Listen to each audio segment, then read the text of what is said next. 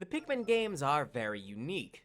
The combination of real-time strategy and puzzle gameplay makes them quite a fun challenge.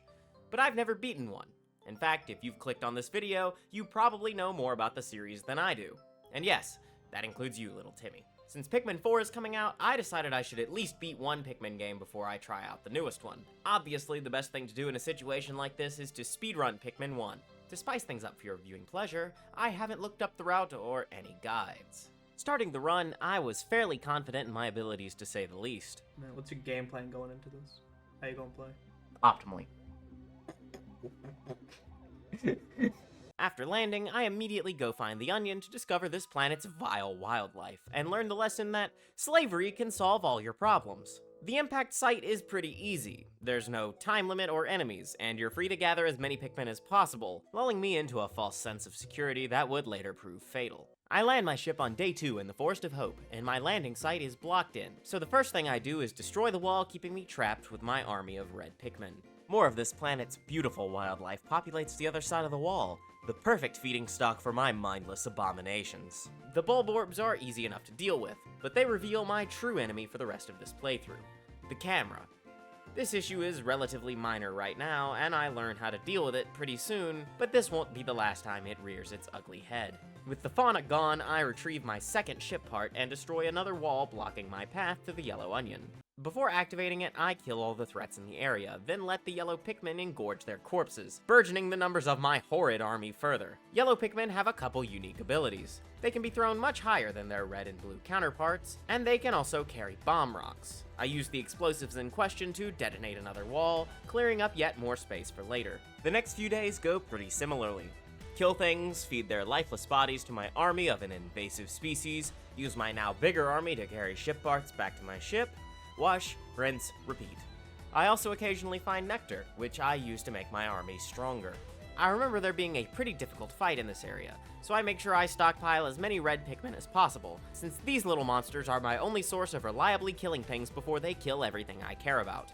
The path to the dangerous enemy is blocked by something much more dangerous than a predator: water. My little minions don't know how to swim, and sometimes their pathfinding AI decides to just go drown. So I throw all my Pikmin to the other side of the bridge, which is painfully slow, but I know it's my only consistent way to make sure these idiots don't end up going to see the Titanic. In the area ahead, I'm greeted by two weird bird-headed snake monster things, which are called burrowing snagrets. Since their names are weird and they look ugly, I use my army to eat them alive, revealing the ship part that one of them ate. I know I would do the same, because when I see a big metal disc, I think, tasty snack. After putting the Geiger counter in the ship, there's not a lot else I can do here until getting blue Pikmin, so let's go get those. The first thing I do after landing is look at the map for far too long, and then immediately forget everything I learned after closing it.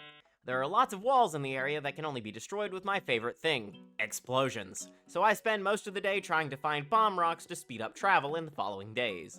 In the process, I find a few more ship parts and have my Pikmin take them back to the ship. There are a lot of enemies that breathe fire here, so I use my fireproof plants to kill them so my non-fireproof plants can get the ship parts back without issue. Satisfied with the progress I had made, I used the rest of the day to find and cultivate blue Pikmin, which still can't swim, but these plants don't drown.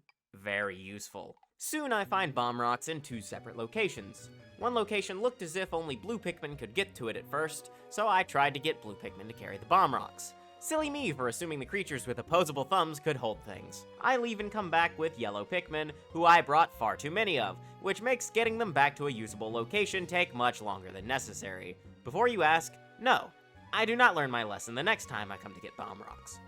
Or the time after that. Why does this take so long? And looking back over the footage, I noticed that there was another, much faster way to get them back to dry land. My lack of spatial awareness aside, I blow up a couple walls to make traversal faster and take much longer than necessary to kill a creature that had eaten yet another tasty spaceship part.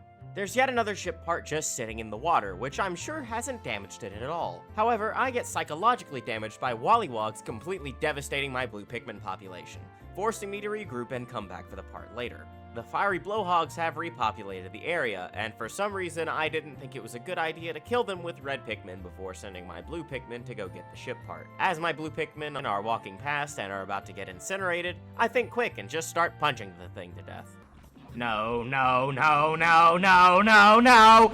This doesn't kill it, but it does distract it long enough for my Pikmin to get away. I then find my computer, which I let my blue Pikmin get out of the water so I can subscribe to my favorite YouTuber, like you should be doing if you haven't already. There's another ship part up on a high ledge, so I get my yellow Pikmin to grab it, then have my red Pikmin carry the parts through the fire. Another ship part is inside a giant mushroom. This mushroom does the most vile thing imaginable: convince our workers to unionize. Since I can't have my Pikmin going on strike, I use my remaining loyal subjects to make an example out of him. I don't understand what I'm supposed to do here. Screw it, I'm looking this up. Oh. The next day, it's time to kill yet another monstrous creature. So yet again, I line up my DPS army and run into some unexpected trouble. Hey, do I need yellow Pikmin for this? It helps. So I go back, throw a fresh bucket of paint on my platoon, and come back to squash that spider. And with that, I've gathered every ship part in the Forest Navel. So I think it's a good time to backtrack with my blue Pikmin to get a few parts I couldn't get before. In the Forest of Hope, there's a part on an island, so I have my indentured engineers build a bridge. The next object on the itinerary is the armored cannon beetle. It's guarding yet another ship part, so I stuff my men in its hole and use the rest to hit it from behind. The day ends soon after, and I realize something. Why is it saying there's one ship part left? I got them both. What? Remember that ship part I said I'd get later? Well, I didn't, so I do the walk of shame to get the part and end the day early, since there's nothing else to do here. Back at the impact site, there's only one part left to get. I use my red Pikmin to kill the rock monster blocking my path, then use yellows to bomb the wall in the way. For another ship part, more Pikmin than necessary suffer at the hands of a clam. They'll grow back. Again, immediately after landing, I check the map for an eternity to come up with a game plan. To make up for the carnage I'm about to leave in my wake, I improve the local infrastructure by building a bridge, then use yellow and blue Pikmin to get a ship part while I wait. After the bridge is done, I cross it to grab yet another ship part while killing another Bulborb. Next, I turn into Old Ahab, cause Moby has eaten a ship part. I then use yellow Pikmin to blow up some bombable walls for easier progression. I use blue Pikmin to build another bridge, revealing a ship part I'll come back for later. Since I didn't have a lot of time left in the day, I instead used it to make more blue Pikmin. On the return trip, I clean up my mess and use red Pikmin to commit mass slaughter. Yet another cannon beetle stood in my way, so I had my invasive species consume it whole. The day was going great. I could possibly get 3 ship parts at once for the first time. Which is why I had to be punished for my hubris. What do you mean I lost all of them? I died, and lost all the Pikmin I had with me, causing a red Pikmin extinction. I was so close to finishing the run, so I couldn't let this keep me down. The next day, I used a red Candy Pop Bud to turn a few blue Pikmin into reds, and deposited them for safekeeping.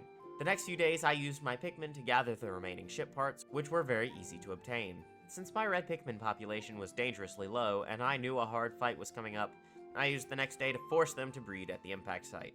This was it, the finale of the run. All I had to do was prepare a path for my Pikmin to reach the final boss, King Bulblax. I used blue Pikmin to build bridges in flooded areas, my yellow Pikmin to bomb the walls in the way, keeping more bomb rocks for the fight, and red Pikmin to go down a path full of fire to move an obstacle out of the way. It was time to face King Bulblax. I hit him with the entire might of my army, losing all of them in the process. Not a problem though, since I had plenty of backup waiting in the wings. One last push near the end of the day was all I needed. And yet, I failed.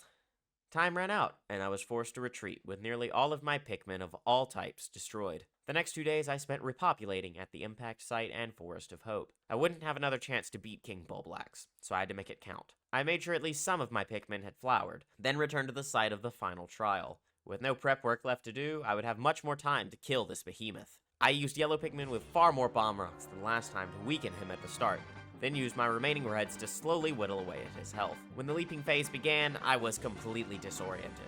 I couldn't find a good camera angle to make sure I was going to be hitting the boss in the few intervals I had remaining. But I got lucky, and recovered the final ship part, the secret safe. I had finished my first and only Pikmin speedrun in 6 hours and 37 minutes. My final thoughts? I'm never playing this game ever again.